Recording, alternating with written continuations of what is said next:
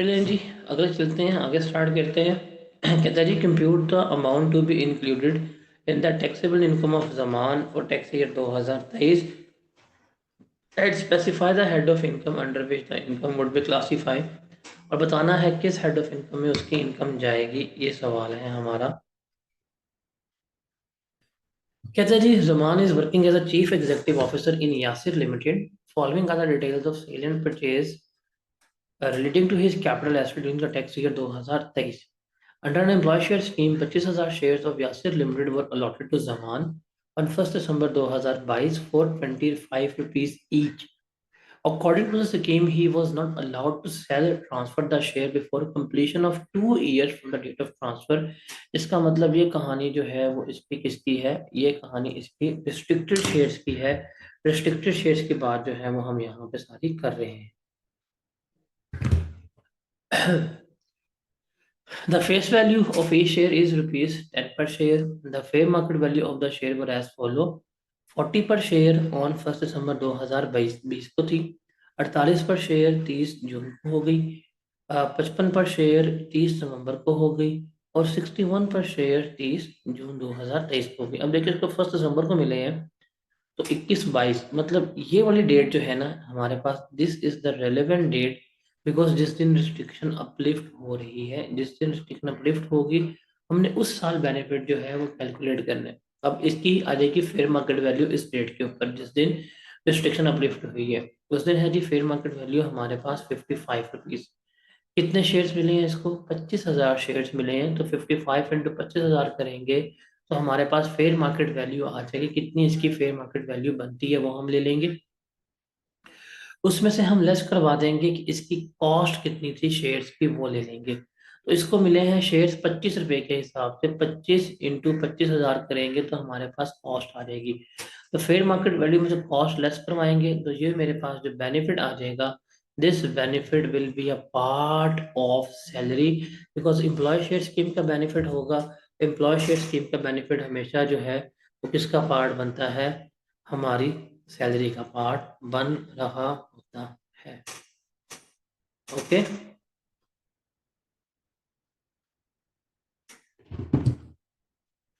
तो इसका तो ये ट्रीटमेंट आ जाएगा। फिर है जी, he sold 24,000 share of HP private limited on 30 June 2023 for 200 per share. उसने 24,000 शेयर्स बेच दी हैं 200 रुपए के हिसाब से, तो 24,000 इंटू 200 करेंगे तो मेरे पास कंसिडरेशन आ जाएगी कितनी बनती है। हालांकि उसने शेयर्स एक्वायर किए थे, जो हमें उसने वन किए 18,000 शेयर्स जो है 55 रुपए के हिसाब से लिए थे, तो 18,000 शेयर्स की वैल्यू जो है वो आ जाएगी। और 6,000 शेयर्स जो है उसको एज अ बोनस के तौर पे ऊपर अलॉट किए गए। देखिए बोनस की, क्योंकि हमने एफटीआर में बोनस पढ़ा है तो बोनस का हमें पता है कि बोनस की कॉस्ट क्या होगी जिसके ऊपर हमें शेयर मिले होते हैं। तो यहाँ पे क्योंकि वो बोनस की कॉस्ट मिसिंग है, इसलिए हम इसको जीरो भी ज्यूम कर सकते हैं। अगर हमने कॉस्ट नहीं पे की, टैक्स नहीं पे किया, तो बोनस की कॉस्ट क्या होती है हमारी? जीरो ज्यूम हो रही होती है। लेकिन चूंकि हमें बोनस मिले होते हैं, उस बेसिस के ऊपर जो भी बोनस शेयर की कॉस्ट होगी वो भी हम यहाँ पे लेस करवा देंगे, तो मेरे पास गेन आ रहा होगा। फिर है, a gain of rupees 3 lakh was realise on the sale of share of Ishaan Industries Limited, a public listed company in June 2023। The share were acquired in 31 May 2022। अब इसने शेयर्स बेचे हैं, इसने गेन की बात की है। अब ये गेन की बात की है तो ये सिक्योरिटी का गेन है। हाँ, गेन तो उसने गिवन कर दी है, हम इसके ऊपर टैक्स लगा देंगे। मतलब 15% जो रेट हमारा लग रहा है उसके ऊपर, नहीं 15 नहीं, क्योंकि ये कम 2022 से पहले लिए हैं, तो इसके ऊपर जो रेट लगेगा वो 12.5% रेट हम इसके ऊपर लगा रहे होंगे। उसके बाद Zaman sold a painting to his brother on 23 March 2023 for rupees 1.8 million. 18 lakh रुपए की Zaman purchase this painting for rupees 2 million. अभी सेक्शन नंबर 38 की है। सेक्शन नंबर 38 में अगर लॉस हो तो इस लॉस का कोई ट्रीटमेंट हम नहीं ले सकते। उसके बाद है, he sold his old furniture to Furqan for rupees 25,000। उसने फुरकान को अपना पुराना फर्नीचर बेचा 285 का। फर्नीचर लिया 2.5 लाख का। अब फर्नीचर जो है वो उसका पार्ट नहीं बनता।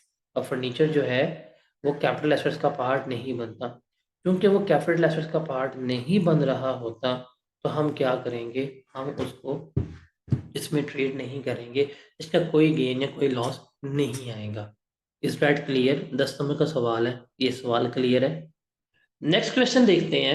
अब ऑटम 15 का सवाल है, कहता है what do you understand by term securities. अब इसकी हम डेफिनेशन पढ़ के आ चुके हुए हैं। यू सिम डीवीडी, मतलब units of trust, shares of public company, instrument of redeemable capital, certificate, derivative product, voucher of PDCL and debt securities. ये सिक्योरिटीज हमारी क्रेडिट होती हैं। और डेरिवेटिव प्रोडक्ट भी हमने कहा था, इसको रटा मारा। डेरिवेटिव प्रोडक्ट का मतलब क्या होता है? These are the financial product which drives their value from the underlying security and can be traded on stock exchange as well.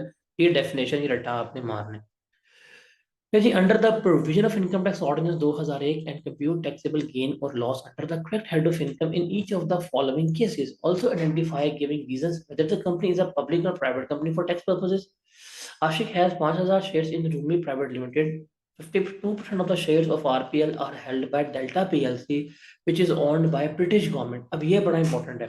कहता है कि एक कंपनी है जिसका नाम है आरपीएल रूमी प्राइवेट लिमिटेड। ये प्राइवेट कंपनी नाम से है।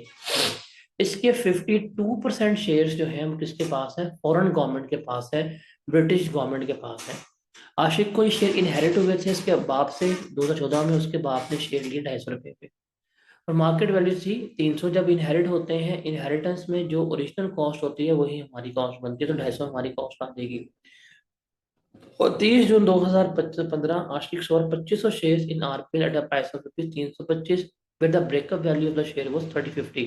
हमें रूल पढ़ के आ चुके हुए हैं, fair market value private company के शेयर में, breakup value whichever is higher, वही हमारी कंसिडरेशन होती है। तो यहाँ पे हमारी कंसिडरेशन आ जाएगी 350, बिकॉज हायर यही बनती है हमारे पास। इसमें से हमारी कॉस्ट जो है वो 250 हो जाएगी। हमें लेस करवाएंगे तो हमें यहाँ पे 100 पर शेयर का गेन आ रहा होगा। इसने कितने शेयर्स बेचे हैं? 25 शेयर, तो इसके पास गेन यहाँ पे आ जाएगा। अब चूंकि ये कंपनी इसकी इसमें फॉल करेगी as per the definition, public company के डेफिनेशन में फॉल कर रही होगी, तो ये गेन जो है ये सिक्योरिटीज का पार्ट बनेगा। इसको हम अंडर सेक्शन 37A में ट्रीट कर रहे होंगे, बिकॉज ये है। कहता what would be your answer if 40% of the shares were held by provincial government, 48% British government and 12% invented by individual investor। अगर ये सिनेरियो होता तो गेन तो हमारा फिर भी सेम ही आना था। हाँ, फिर टैक्सेशन चेंज हो जानी थी, फिर अंडर सेक्शन 37 में फॉल करनी थी, और उसकी वजह से ये किसका पार्ट बनना था? ये हमारा नॉर्मल टैक्स regime का पार्ट बनना था। हमने इसको एनटीआर में लेके चलना था। और ये मैंने उस वक्त भी कहा था कि कैपिटल गेन का चैप्टर करेंगे तो वहां पे कंपनी के टाइप बड़ी इंपॉर्टेंट है। कंपनी के टाइप चेंज होने से टैक्सेशन चेंज हो जाती है। अगर हम सिनेरियो ए की बात करें तो ये 37A की में फॉल करता है। अगर सिनेरियो बी की बात करें तो ये एनटीआर का पार्ट बन रहा होता है। तो this is the important thing जो हमें लेके चलनी होती है। उसके बाद है Saliha is a resident person, she dispose of the following asset for tax year 2017। अच्छा, रिक्वायरमेंट पहले पढ़नी है। हमने टैक्सेबिलिटी के बारे में बताना है। Each of the above in the context of capital gain. ये कॉन्टेक्स्ट उसने बड़ा इंपॉर्टेंट बता दिया है कि कैपिटल गेन या कैपिटल लॉस के कॉन्टेक्स्ट में उसने बताना है कि बताएं गेन हुआ है या लॉस हुआ है, उसके बारे में हमने बताना है। बट चैप्टर कौन सा होना चाहिए? Capital gain. अब कैपिटल गेन में सारा हमने कैपिटल एसेट से इर्द गिर्द ही बात घुमानी है। कहता है painting which she inherited from her father was sold for ₹1,253,000। The market value of the painting at the time this the painting was purchased by her father for ₹1 million। अब inheritance में बस आपने याद रखनी है, इनहेरिटेंस में जो उस बंदे की ओरिजिनल कॉस्ट होती है वही हमारी क्या कंसिडर होती है? कॉस्ट बनती है। तो अगर इसको गेन हो रहा है तो गेन को हम क्या करेंगे? रिकॉर्ड कर लेंगे, और 38 का पार्ट बन रहा होगा। फिर जी she sold jewelry for ₹2.3 million, which was purchased by her husband for ₹1.3 million। अब इसको 1 मिलियन का गेन हुआ, सेक्शन नंबर 38 है, इसके ऊपर टैक्स पे किया जाएगा। फिर she dispose of her car. अब कार जो है पर्सनल एसेट है। पर्सनल एसेट जो है कभी भी कैपिटल गेन कैपिटल लॉस का पार्ट नहीं बन रहा होता, ये मुझे पहले ही पता। अब वो कार बिजनेस में इस्तेमाल कर रही है, डेप्रिशिएट कर रही है, इसका गेन या लॉस जो है वो किसका पार्ट बनेगा? इसकी इनकम फ्रॉम बिजनेस का पार्ट बन रहा होगा। फिर on 20 October 2016 she sold a dining table to Fahim for ₹18,000 which she purchase on 15 May 2015 for 15,000। अब ये भी पर्सनल एसेट है, इसके ऊपर भी कोई गेन कोई लॉस जो है वो कंसीडर नहीं होगा। तो ये इसका जवाब बनता है इस तरह से। Got it?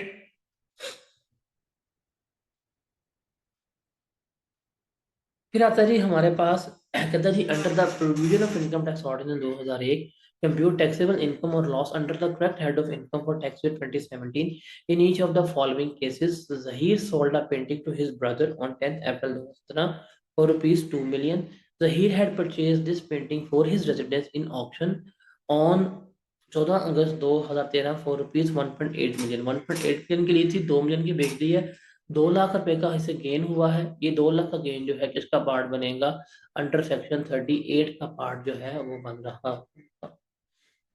फिर क्वेश्चन नंबर 10 की अगर हम बात करते हैं, कहता जी Haris sold two of its personal vehicles during the current year and earn profit of rupees 5,50,000। Discuss the taxability of profit earn in the context of capital gain.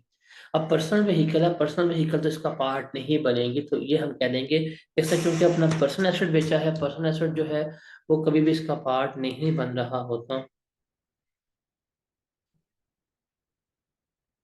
Okay,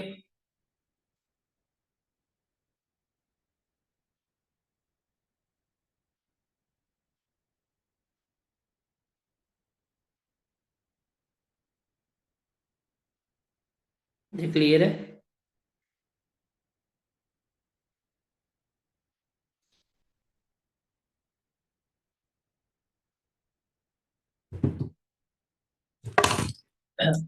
उसके बाद है, अच्छा ये वाला कंसेप्ट ना, ये सवाल को मैं विस्तार कर रहा हूँ। इस क्वेश्चन में एक कंसेप्ट आता है, वो है फेयर वैल्यू की अपॉर्चनमेंट का। वो फेयर वैल्यू की अपॉर्चनमेंट मैं आपको सिखाऊंगा इनकम फ्रॉम बिजनेस में। तो जब वहां पे करेंगे तो ये क्वेश्चन मैं आके बाद में डील करूंगा। अभी हम इस क्वेश्चन को यहाँ पे लीव करके जा रहे हैं, हम इस सवाल को इधर छोड़ रहे हैं। ओके,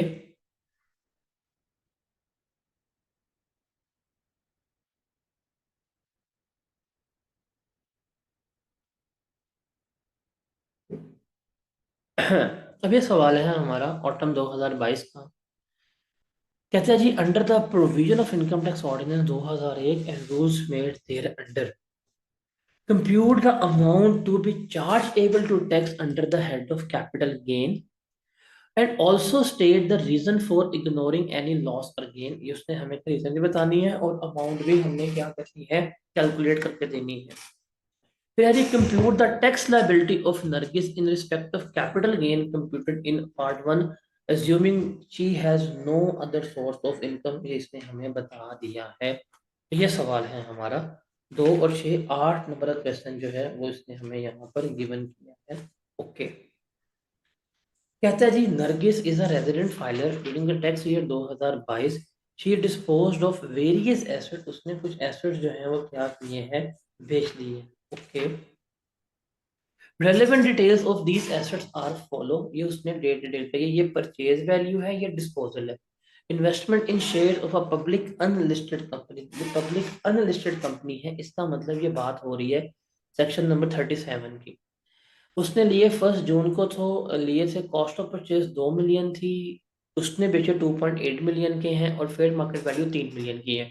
हम ये सवाल पढ़ के, हम ये रूल पढ़ के आ चुके हैं, असूल क्या होता है, फेयर मार्केट वैल्यू और actual cash, whichever is higher. अब यहाँ पे हायर 3 है, 3 इसको हम इसकी वो आएगी कंसिडरेशन रिसीव, इसने लिए 2 के थे, कितना गेन आएगा, 1 मिलियन का इसका गेन आ रहा होगा, यहाँ पे हम इसको रिकॉर्ड कर। फिर है जी investment in shares of a listed company. Listed company का मतलब है ये सेक्शन नंबर 37 ए की बात हो रही है। 2.1 के शेयर लिए थे, 3.5 के बेचे हैं, बिकॉज वो सेम ही है, तो 3.5 माइनस 2.1, इसका गेन आ जाएगा 1.4 का, वो हम ले जाएंगे। फिर पर्सनल कार, पर्सनल कार के ऊपर तो कोई सेक्शन नंबर अप्लाई नहीं होगा, तो ये कैपिटल एसेट का पार्ट ही नहीं बनता, इसे हम क्या कर देंगे, ये वाला पॉइंट जो है हमारा इग्नोर हो जाएगा। फिर पेंटिंग 1.7 के लिए 1.2 के भेजी, सेक्शन नंबर 38 और सेक्शन नंबर 38 के ऊपर भी ट्रीटमेंट नहीं होता, ये भी इग्नोर हो जाएगा। फिर ज्वेलरी, अब ज्वेलरी उसको मिली है, उसने 8 मिलियन की ज्वेलरी जो है वो बेच दी है। फिर she receive a jewellery as a gift from her mother in law, उसकी सास ने, वाह, उसको उसकी शादी के वक्त ज्वेलरी गिफ्ट की जब उसकी 4.8 फेयर वैल्यू थी। अब यहाँ पे आ जाएगी हमारे पास कॉस्ट कंसिडर होगी ज्वेलरी के लिए 8 मिलियन, हमारे पास फेयर वैल्यू कंसिडर होगी 4.8 मिलियन, तो हमारे पास गेन कितना आ जाएगा, 3.2 मिलियन हमारे पास गेन आ जाएगा। इस सबको अगर हम जमा करें 3.2 और 1, 4.2, 4.6, 5.6, 5.6 जो है वो इसका क्या बनेगा, इसका गेन बन रहा होगा। अब इसमें से 1 मिलियन और 3.2 मिलियन, ये इसका फॉल करेगा एनटीआर में, और ये 1.4 मिलियन जो है ये सेक्शन नंबर 37A में फॉल करेगा। क्योंकि ये कम जुलाई से पहले लिया है तो इसके ऊपर 12.5% के हिसाब से क्या करना पड़ेगा, इसको टैक्स पे करना पड़ेगा। Is that clear? ये सवाल क्लियर हुआ? अब इतना मुश्किल सवाल है बट आपके सामने ये इजी क्वेश्चन है, इसमें मेरे ख्याल से अब कोई प्रॉब्लम, कोई किसी किस्म का इशू नहीं होना चाहिए, ऐसे ही है। अब एक और सवाल देखते हैं। कहता है जी, Shahid under the provision of income tax ordinance 2001 and rules made thereunder compute the total and taxable income of Shahid under appropriate head of income for tax year 2022। Also compute his tax liability for tax year 2022. Show all relevant exemption, exclusion, and disallowances. Shahid is a resident filer and has provided following information pertaining to tax year 2022. On 16 June 2018, recording on थी. He inherited a bungalow having a fair market value of rupees 50 million from his father on his death. उसको एक bungalow जो है वो inherit हुआ था और उसकी वैल्यू क्या थी, 50 मिलियन थी। बंगलो की वैल्यू उसने हमें क्या की है, गिवन कर दी है। On 1st January 2022, he decided to sell the bungalow for rupees 60 million and received a deposit of rupees 6 million. On 14 Feb, he forfeited the deposit on refusal of Zamin to purchase the bungalow in accordance with terms of contract. अब ये 6 million इसने forfeit किया है, ये किसका part बनेगा, इसकी income from property का पार्ट जो है वो बन रहा होगा। On later he sold this bungalow to Kazim for 54 million। अब देखें 54 का बेच दिया, 50 इसकी एज्यूम्ड इनकम होगी, कितना गेन आया इसको, 4 मिलियन का गेन आया। अब इसको इनहेरिट हुआ था 18 में, ये बेच रहा है 22 में, 31 मार्च को। तो 18 16 जून से 19 तक 1 साल हुआ, 19 से 20 2 साल हुए, 20 से 21 3 साल। ये 3 साल के बाद लेकिन 4 साल से पहले बिक रहा है तो इसके ऊपर हम टैक्स रेट जो है वो लगा रहे होंगे, और ये लास्ट स्लैब में फॉल कर रहा होगा तो इसको लास्ट स्लैब के मुताबिक हम 4 मिलियन पे इसका गेन जो है वो लगा देंगे। फिर he own the factory building at Faisalabad on 1 July 2021। He let out this factory building along with the plant and machinery at a monthly rent of rupees 1 million। कितने की दी है उसने, 1 मिलियन की जो है वो दी है। ओके,